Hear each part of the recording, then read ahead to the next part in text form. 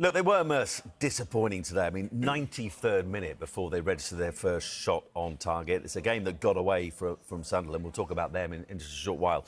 He seemed very, very downbeat in that interview. I guess people read a lot into that, but for a draw at Sunderland, less for a United side, they need to be going to a place like that and expecting more. But he seemed very despondent. Yeah, he did. It just didn't sound right.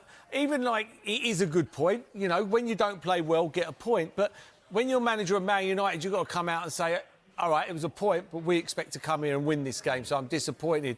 It was like it was a good result, and it wasn't a good result. It wasn't a good performance. What it was worrying is next season. This season, I said before, once a week, once a week, once a week. Now, all of a sudden, you know, next season they're going to be in Champions League football, and their squad looks very shallow. You know, Mason Mount's playing centre midfield today with Mainu. You know, Zertsky up front.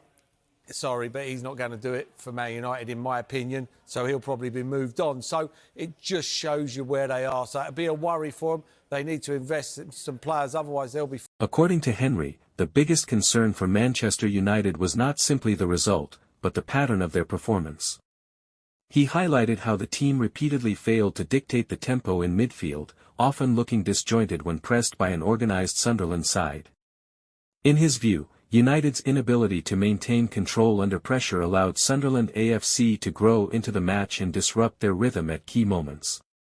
Henry also pointed to a recurring issue in Manchester United's attacking play, inefficiency in possession. Despite enjoying significant periods on the ball, United struggled to convert territory and control into meaningful chances. Their decision-making in the final third appeared hesitant, with attacks breaking down too easily against a disciplined defensive structure. Defensively, concerns were equally evident. Henry noted that Manchester United were vulnerable in transition, often exposed when losing possession in advanced areas. The spacing between midfield and defence appeared inconsistent, creating opportunities for Sunderland to counter and relieve pressure effectively. These moments, he suggested, reflected a wider issue with coordination and tactical discipline across the team. In contrast, Sunderland AFC earned significant praise for their organisation and resilience. Their compact defensive shape, combined with intelligent pressing triggers, allowed them to frustrate Manchester United for long stretches of the match.